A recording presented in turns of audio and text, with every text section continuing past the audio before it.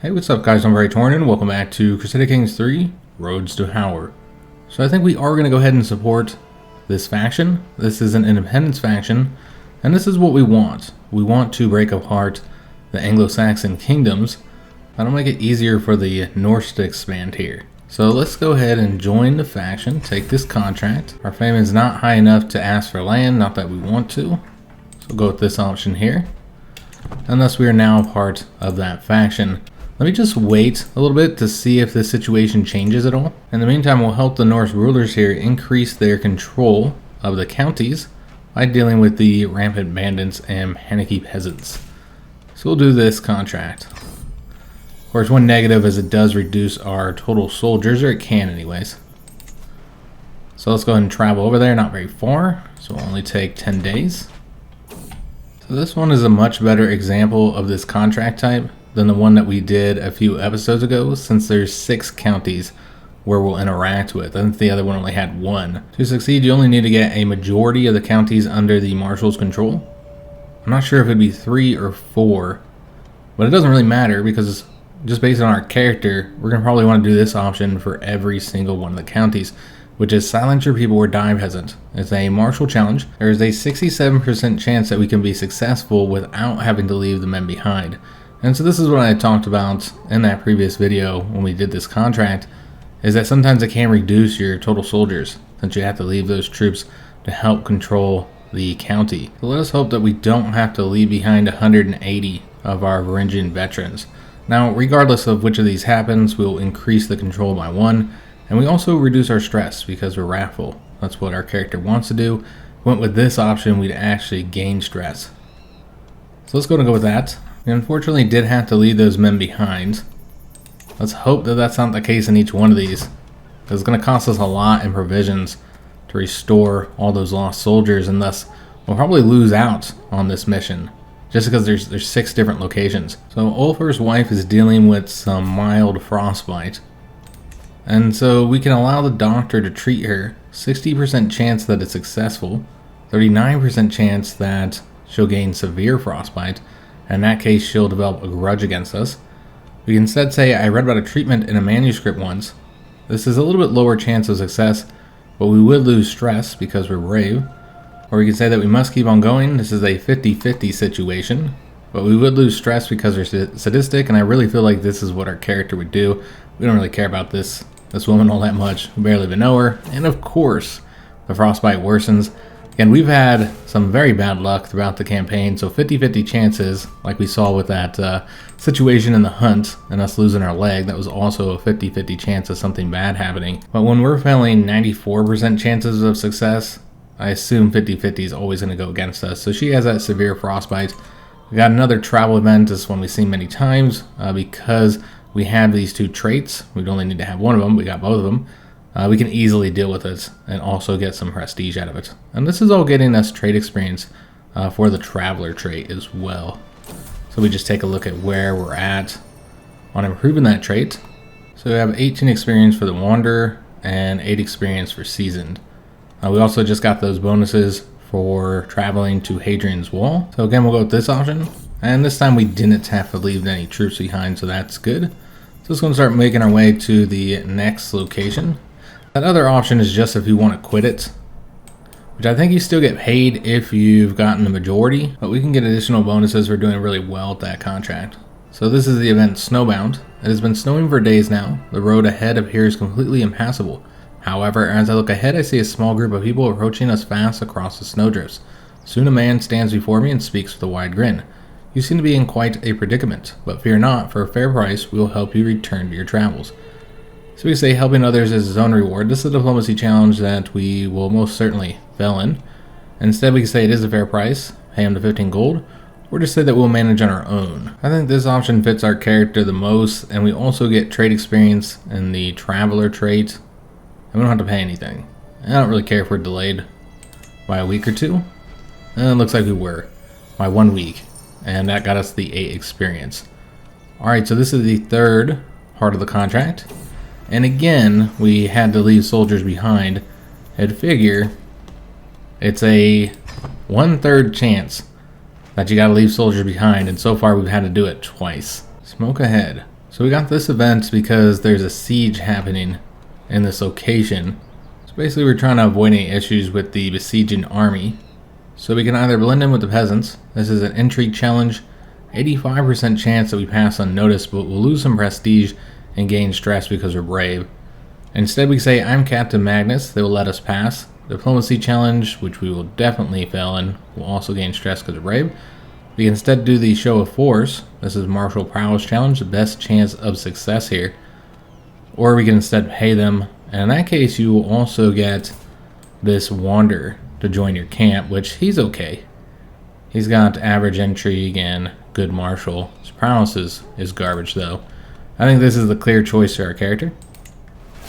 And we are left alone, so we got some prestige from that. Alright, so here's the fourth one. And again we had to leave soldiers behind. Wow. That's 3 out of 4 so far, which remember, it's a 1/3 chance that we have to leave soldiers behind. So this contract might end up costing us more than it's worth. So we've seen this event many times before. I think we usually go with this option here, and that's what we're going to do with this particular case as well. We're just not the most diplomatic of characters. We again visited Hadrian's Wall, got that 25 martial experience, as well as 1 trait experience in the traveler trait. Alright, so let's pick this one and see what happens here. Alright, we didn't have to leave any soldiers behind. Excellent. So we got 1 more left. And again, we're going with the same option for each one of these. And let's hope... Nope. Unfortunately, we again had to leave soldiers behind. So 4 out of 6 times. So it really feels like it's the opposite way. It's actually a 2/3 chance that we have to leave troops behind, or at least that's how it went for us. So we can press the independence faction demands if we wanted to, which, let me see how large his army is. So it's 2461, but one thing I didn't notice is that this is a Jarl. He's Norse. So we didn't actually need to help out in this particular contract. I was thinking this was an Anglo-Saxon kingdom, but that is not the case. If I would have just looked at it more closely, we would have seen that it's a Jarldom. That's okay, we're still trying to get money. It's not like Magnus is opposed to operating against fellow Norse. Let me see his army size. It's only 97. So we're going to be doing the brunt of the actual fighting. And we would need to restore our total soldiers as well. We did get 426, so that's how much we have right now. I think we only had 5. So I believe we got like 421. Let's go ahead and build something in our camp since we have all that money. So we could improve the pavilion. That would cost us 350, and we have enough for that. Gives you some nice bonuses here. But there are some cheaper options available. I don't think we want to upgrade the Roaring Campfire just yet. We could use another men-at-arms regiment, so there is that. However, before we get more men-at-arms, it would be better to get this upgrade here. So you get the 10% reduction. But then there's also the internal upgrades that we haven't gotten yet here. Now that we have the 2 heavy infantry men-at-arms, this one would be far more useful. So could get that. But then we also talked about getting the Torturer's tools here. It's only 120. I really like the idea of getting the monthly intrigue lifestyle experience of plus 25. And so I think we're going to get that. Because yeah, I didn't think about the fact that you'd be getting that regardless of whether or not you're actually using the intrigue lifestyle. So we have the hired muscle one here, but we also have a stand with us. So I'm really tempted to do that one there, but we would need to add to our troops first. We have plenty of provisions though, so not an issue. Yeah, let's go ahead and help out in this conflict here. So we'll take that contract.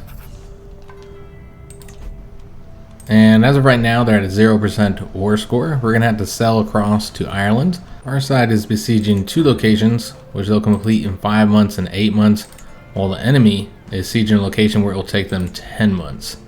So thus far it's looking pretty good at the moment. We probably should have moved our camp a little bit closer. And I suppose we still could do that, but we'll just raise our armies up here and then march them.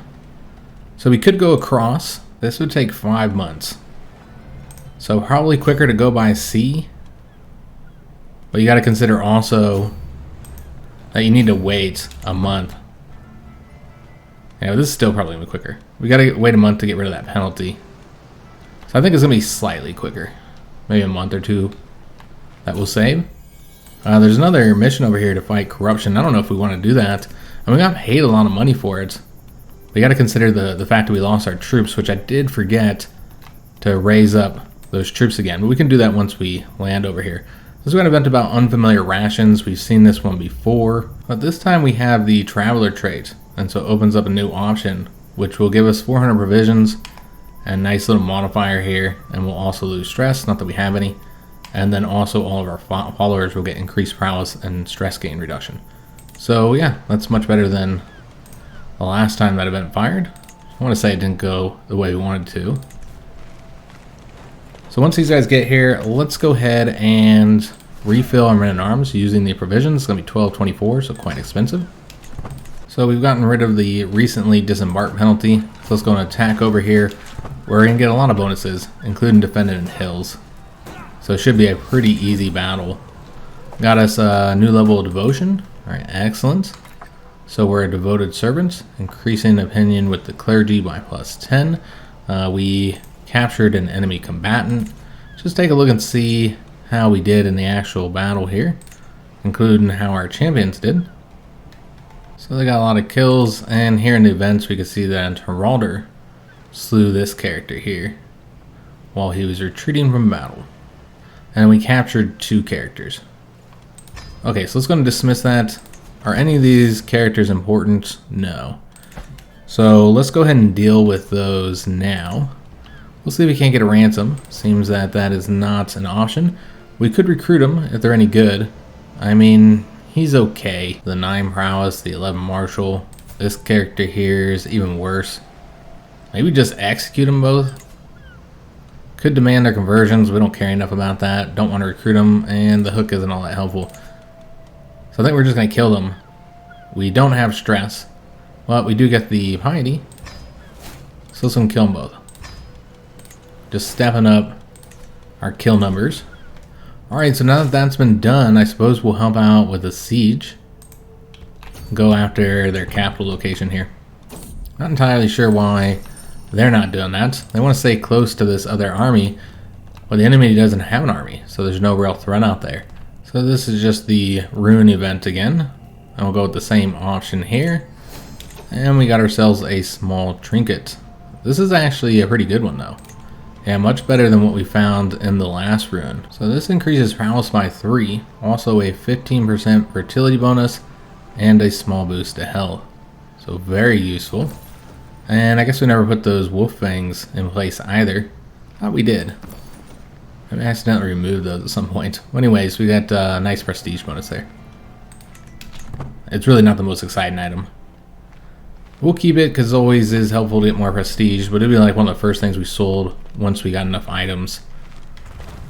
Where we had more items than slots. We got the torture tools completed, so we'll have to construct something else.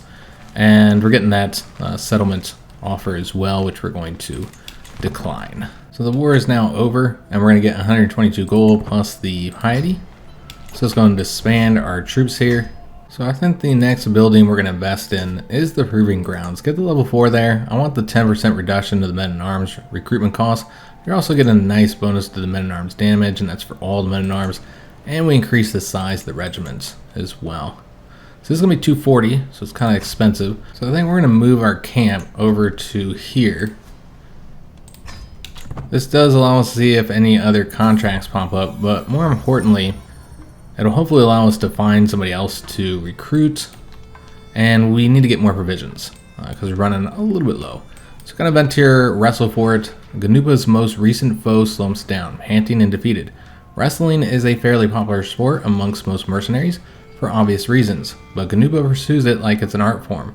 I sometimes wonder if he wouldn't prefer to fight barehanded, needing no other weapon. The man sees my pondering look and raises his fist in a polite yet mocking jest. Well, Magnus, how about it?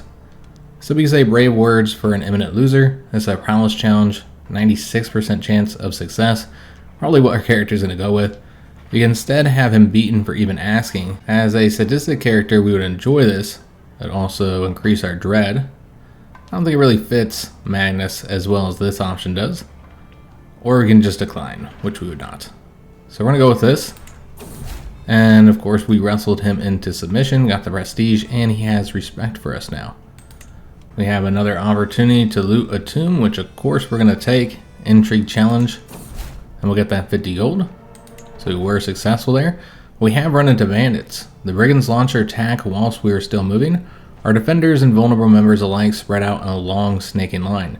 They coordinate well, sounding a long blast from a horn before streaming from their hiding spots, hitting several points along our convoy at once with a terrible fury. Even so, it's immediately obvious what their goal is, as their leader, a fearsome Anglo-Saxon man, takes his gang straight for the wagons laden heaviest with provisions. So we'll probably just attempt to repel them. A martial challenge here with a 95% that we're going to rout the bandits. And we'll be killing this character. In that case, every adult follower in our camp will have respect for us and will gain some prestige. We could instead do a duel to the death with Wolf. He's a stupid aggressive attacker. Gluttonous, wrathful, misguided warrior. 14 prowess there. Or we could surrender the provisions, which we absolutely would not do. So either of these will work for our character. This is obviously the safest option, but our character doesn't do the safest thing. So of course we're going to do this one, and probably lose an arm or something. It'll allow us to engage in the duel system for the first time in this Let's Play. I don't think I'm going to read all these because the duel system has been around for a while now and it's pretty much always the same. I'm just going to point down some of the main points. You know, that Wolf unleashes a powerful cleave of his sword, nearly knocking my axe loose, so we can keep a strict guard, focusing entirely on fending off Wolf. A low chance to increase the likelihood of success. We're wrathful, so we'll gain stress. Instead, we could go with the expert onslaught. This is a flurry of rapid attacks and counters. We'll lose stress in a wrathful character. High chance to increase the success. Or because of our intrigue skill, we can go with this option here, like a Viper. With immense speed, you strike at a momentary weak point in Wolf's guard, and it'll become easier for my foe to injure himself. This is also a high chance of success with a medium risk of injury, so same as this one here.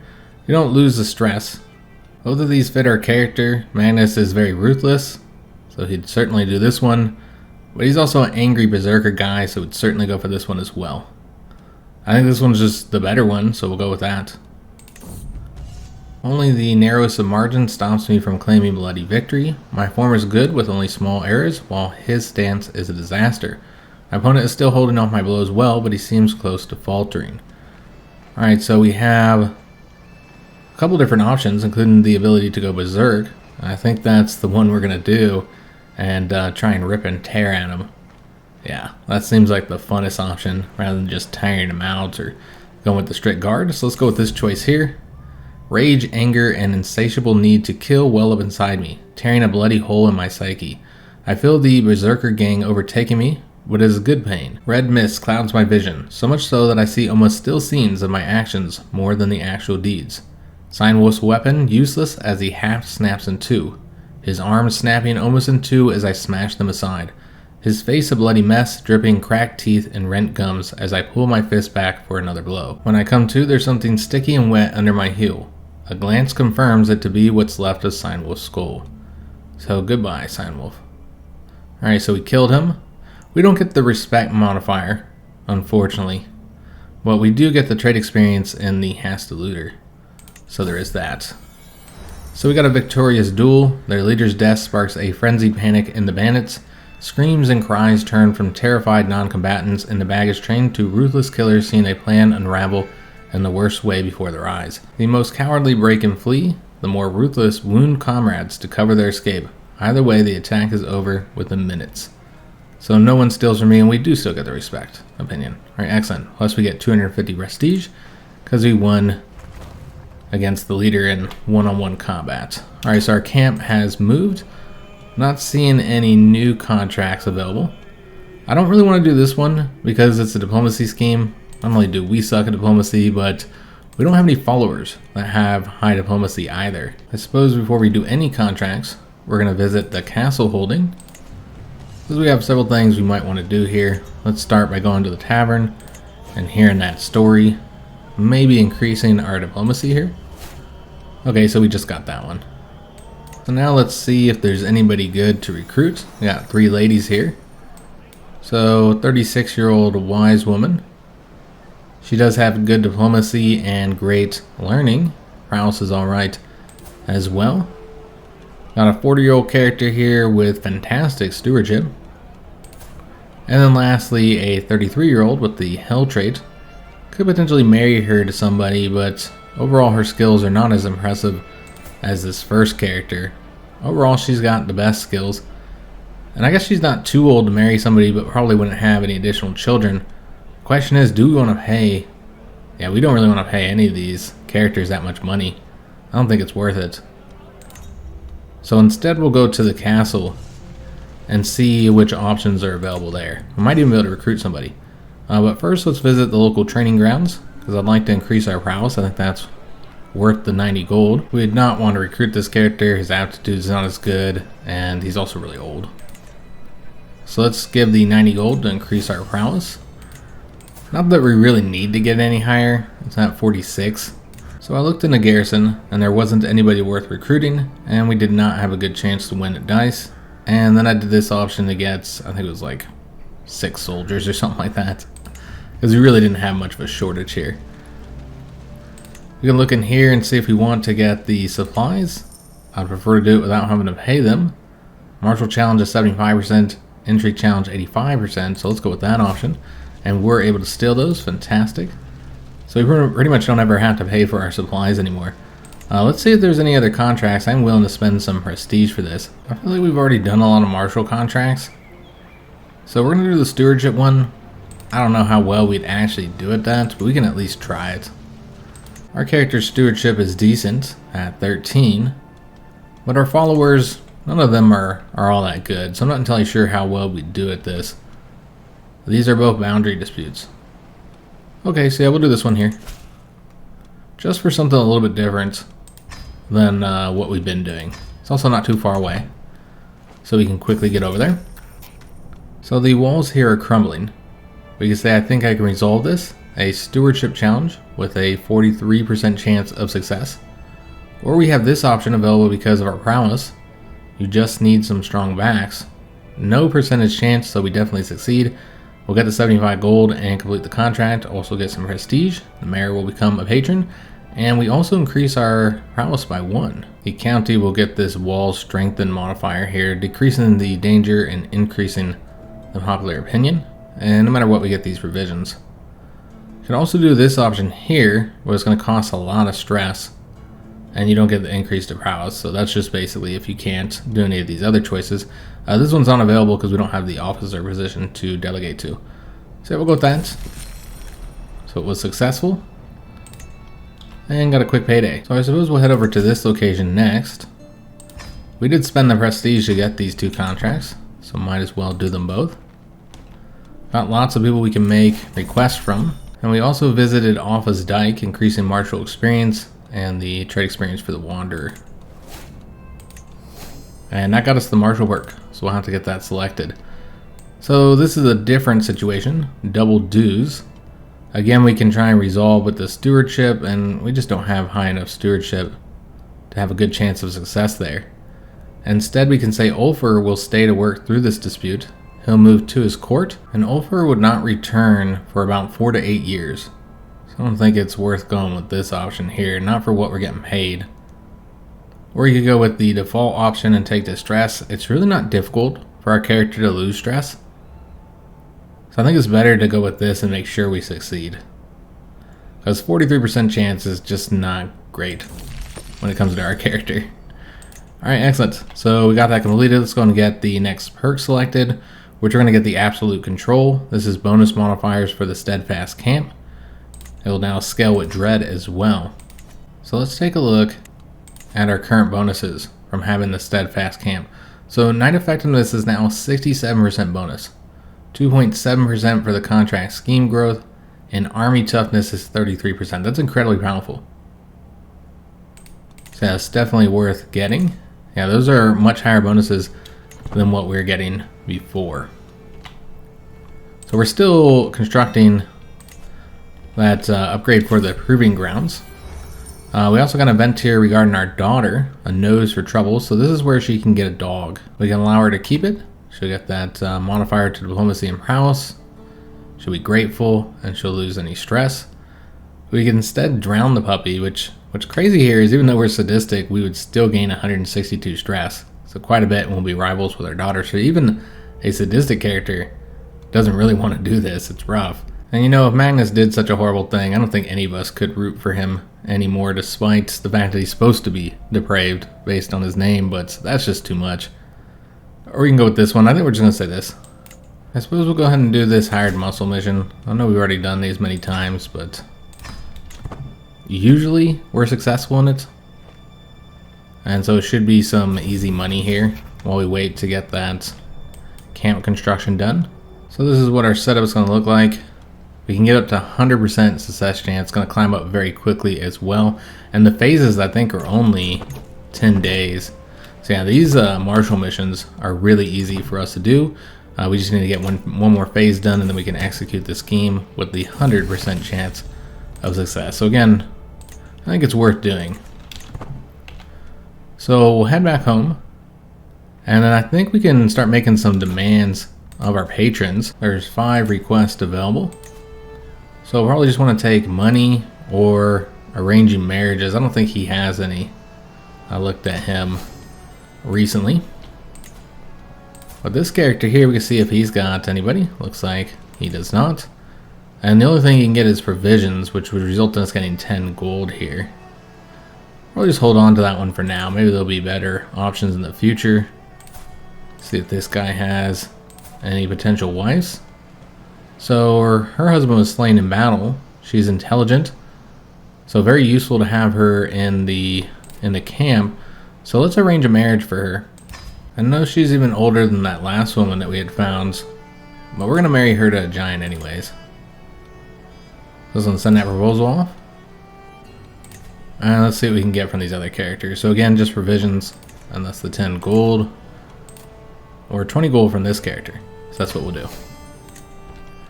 Alright, excellent. So made a little bit of extra there. And I suppose we want to do the faction demand now. Our troops are not as high as it could be, but we're missing like 6 dudes. So it doesn't really matter that much. Nobody else is going to join this faction. However, one thing I did not consider is the fact that if we do this, we're going to piss off the Jarl. And we're currently sitting in his court, or at least in his holding here. So it would be wise to move first. There is a prowess challenge here that I didn't see before. Protect the innocent. I don't know if that fits our character all that well. So I think we should go ahead and move either back over to here, or you can come to this location. See how this guy feels about us. Oh, he hates us. Probably better to go to that location. It's safer. Could also just come over to here. Doesn't have to be at the capital location. This location's closer, so we'll go over there. And then we'll do this. Alright, so we now have that follower married. And thus we also got a new person in our camp who has pretty good skill. Alright, so let's go ahead and do this, guys. Let's press our demands here. I assume it will be refused, and thus we will have to do a war. So war it is. So we're going to be doing the brunt of the fighting here, because he does not have many troops. So let's go after his capital. Where's his army at? It's right there, 1838. So it makes sense to instead destroy his army. I'd prefer that he attacks us. Like, we can go this way. So he's defending in the forest here. And it looks like we'd probably lose that battle. He's got a very good army commander. So with the defending the forest bonus, yeah, this is not a sure win. And also we take the 100 casualties from attrition going that way. That's crossing the river, so that's not going to go well. What if you went over here and then there? That's not going to get any better. I thought maybe it was considering the casualties we had taken from attrition there, but that's not the case. Okay, so I guess we just want to do the siege then. Because yeah, we do not have a sure victory there. Could also wait till we finish this. And that's going to get us some nice bonuses. So it's probably best that we did wait until that was completed. And unfortunately, somebody else has joined the war with several hundred more troops. Also, we're taking casualties here doing this siege. And the siege is going to take 16 months.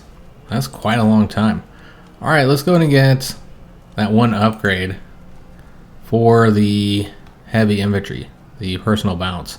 That's going to take 10 months, so I don't know if we'll get it done to actually help us in this war. Yeah, 16 months is a long time for a siege, but he's not moving.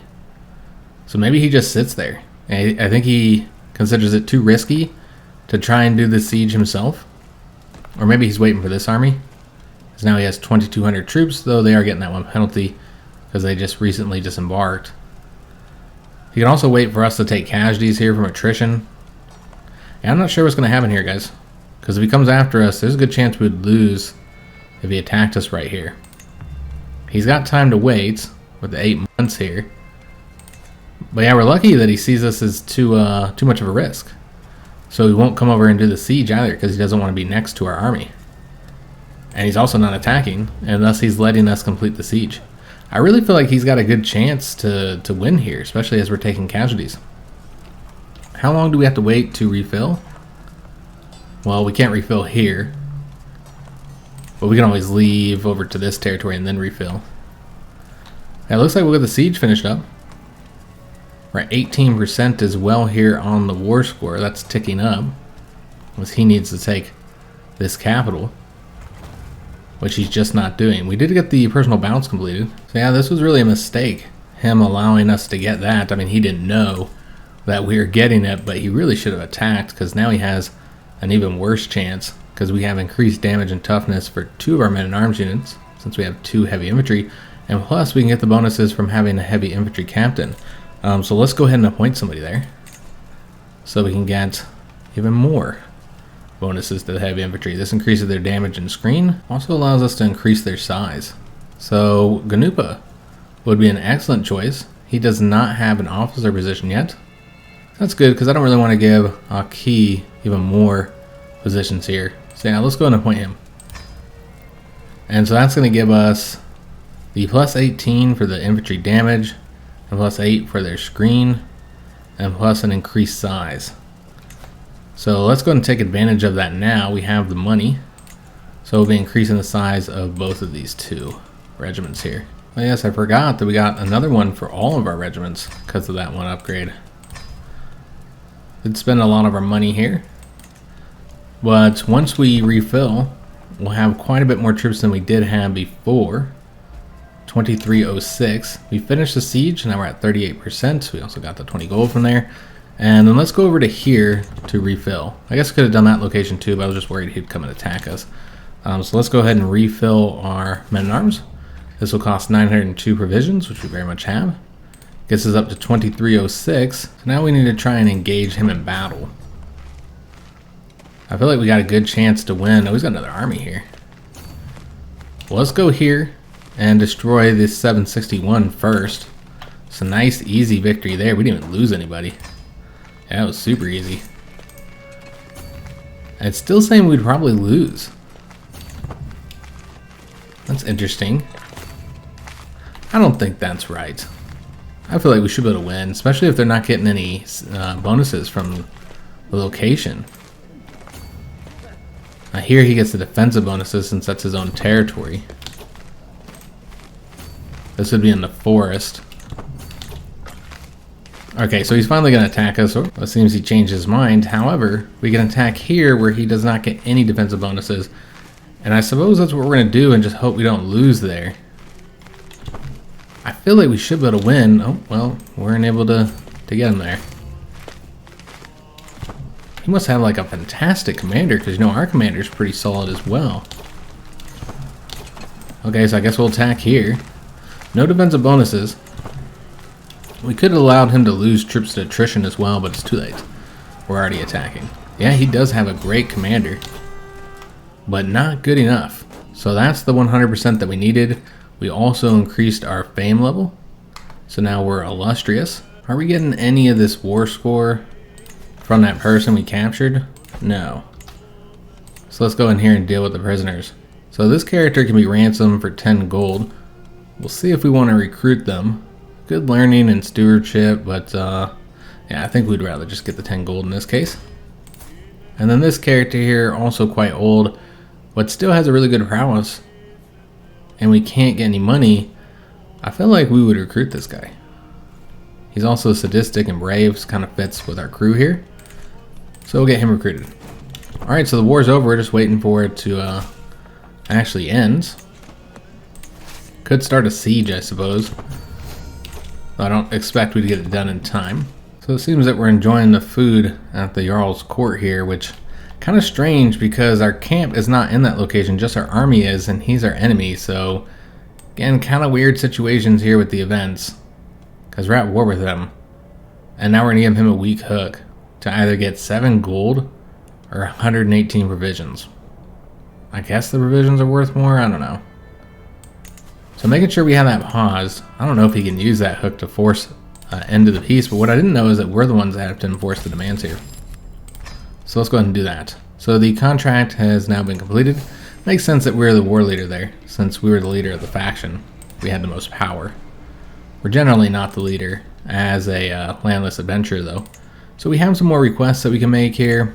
So before we end today's episode, let's go into our camp and we're going to go and upgrade the barber's tent. So that's going to give us more passive income and a little bit higher bonus for the reduction of friendly fatal casualties. That's 180 at the cost. So there's a few contracts we can do here next episode. We see that there's a plague spreading in southern England here that we need to be aware of. I don't know if we're going to stick around here any longer or maybe travel to another location. Let me know down in the comments what you think. Well, that is going to be it for today's video. Hope you did enjoy it. If you did, make sure you leave a like on it, subscribe to our channel, hit that notification bell, and leave a comment. Do hope to see you on the next one. And thanks for watching.